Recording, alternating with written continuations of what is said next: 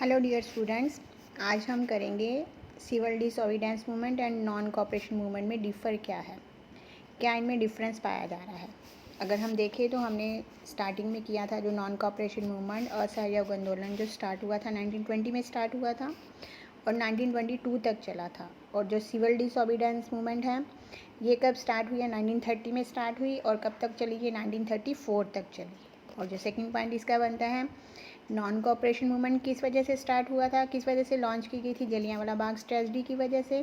और जो civil disobedience movement है ये किस वजह से लॉन्च की गई है, किस वजह से स्टार्ट हुई थी, किसके प्रोटेस्ट में की गई थी, ये साइमन कमीशन जब भारत आए थे उस प्रोटेस्ट में जो थी वो सिविल डिसोबीडियंस मूवमेंट स्टार्ट की गई थी। नॉन कोऑपरेशन मूवमेंट जो है वो उसको स्टार्ट कैसे किया था, peoples under the titles and boycott the British institution. People ने जो था वो टाइटल्स को सरेंडर कर दिया था, ब्रिटिश इंस्टीट्यूशन को, बच्चों ने स्कूल कॉलेज का बायकॉट कर दिया था, फॉरेन गुड्स का बायकॉट कर दिया था। लेकिन सिविल डिसोबीडियंस में उन्होंने क्या किया था, ब्रेकिंग द कॉलोनियल रूल, क्या था वो, salt law, broke the salt law को तोड़ दिया था। नॉन कोऑपरेशन मूवमेंट का मेन एम क्या था, स्वराज, एंड सिविल डिसोबीडियंस का मेन एम क्या है, पूर्ण स्वराज।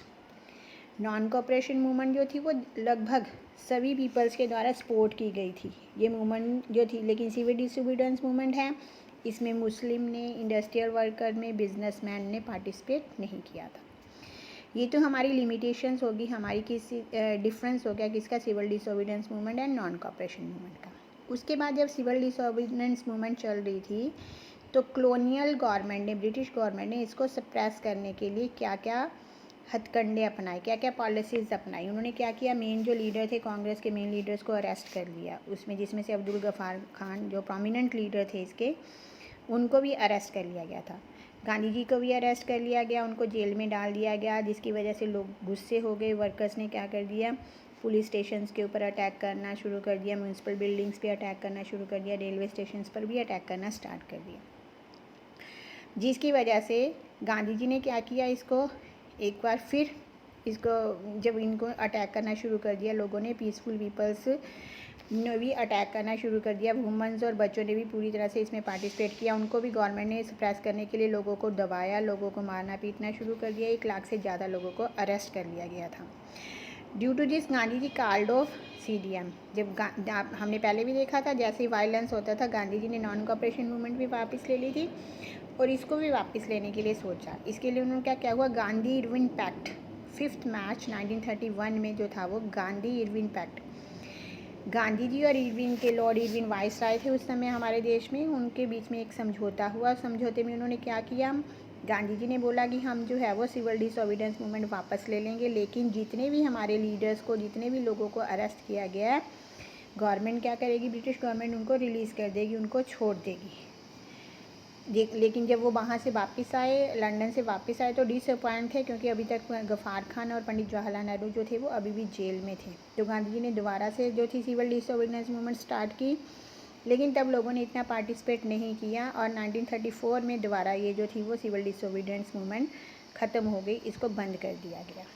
उसके बाद जो था वो, जैसे हमने नॉन कोऑपरेशन मूवमेंट में देखा था, वर्कर ने, पीजेंट्स ने, या फिर शहरों में रहने वाले मिडिल क्लास पीपल ने जो था वो कैसे पार्टिसिपेट किया था, इसमें क्या क्या योगदान दिया था नॉन कोऑपरेशन मूवमेंट में। उसी तरह सिविल डिसोबीडियंस मूवमेंट में भी लोगों ने किस वजह से, तो मेन पर्पस उस समय नेशनलिज्म की भावना नहीं थी लोगों में, लोग सिर्फ अपने पर्पज़ के लिए जो थे वो पार्टिसिपेट कर रहे थे। उन्होंने साल्ट लॉ में कैसे पार्टिसिपेट किया, देखो सबसे पहले रिच पीजेंट्स जो के थे उन्होंने किस वजह से पार्टिसिपेट किया था, उनको ये लगता था, रिच पीजेंट्स को ये लगता था कि अब जो है वो फसलों के दाम बढ़ जाएंगे, जिसकी वजह से उनको बेनिफिट होगा। लेकिन जब असहयोग, ये सविनय अवज्ञा आंदोलन चल रहा था, सिविल डिसोबीडियंस मूवमेंट चल रही थी, तो उनको क्या लगा, उस समय व्यापार डिप्रेशन में चला गया था।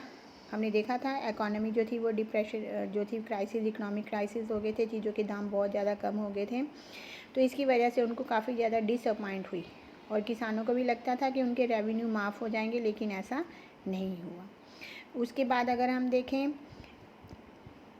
लोगों के लिए बिकम इंथेसिस्ट, यानी कि हार्ड हो गया था लोगों को सपोर्ट करना, CDM को, सिविल डिसोबीडियंस मूवमेंट को सपोर्ट करना लोगों के लिए काफ़ी मुश्किल हो गया था। वो ज़्यादा देर तक जो थे वो बायकॉट प्रोग्राम में पार्टिसिपेट नहीं कर सकते थे। उनका जो था वो उनका मेन पर्पज़ जो था वो रेवेन्यू ना पे करना, हाई रेवेन्यू को कम किया जाए, लेकिन स्वराज में जो था वो उनके रेवेन्यू को कम नहीं किया जा रहा था, बल्कि उनको डिसअपॉइंटमेंट हुई थी काफ़ी ज़्यादा जो थी वो सिविल डिसोबीडियंस मूवमेंट में। जब सिविल डिसोबीडियंस मूवमेंट 1931 में वापस ले लिया गया था, दोबारा से शुरू किया गया था ना, फिर 1934 में वापस लिया था। तो दोबारा जब सिविल डिसोबीडियंस मूवमेंट शुरू हुआ तो उन्होंने उसमें पार्टिसिपेट नहीं किया। उसके बाद पुअर पीजेंट्स का भी क्या मानना था, जो लैंडलॉर्ड थे उनके ऊपर जो कल्टीवेट करवाते थे, बेगार करवाई जाती थी या उनको रेवेन्यू देना पड़ता था, वो भी काफ़ी ज़्यादा जो थे वो डिप्रेशन में चले गए थे। छोटे फार्मर को काफ़ी नुकसान हो रहा था, वो रेवेन्यू नहीं पे कर पा रहे थे। उनकी डिमांड भी क्या थी कि लैंडलॉर्ड जो है वो अनपेड रेंट जो है वो उनसे लेते हैं, उनको कैंसिल कर दिया जाए, जिसकी वजह से उनकी कंप्लेंट के ऊपर जब ध्यान नहीं दिया गया तो वो भी जो थे वो काफ़ी ज़्यादा अपसेट हो गए थे। इंडस्ट्रियल वर्कर क्लास का भी क्या था, सभी इंडस्ट्रियल वर्कर्स ने पार्टिसिपेट नहीं किया था, सिर्फ नागपुर रीजन्स के जो इंडस्ट्रियल वर्कर थे उन्होंने इसमें पार्टिसिपेट किया था सिविल डिसोबीडियंस मूवमेंट में।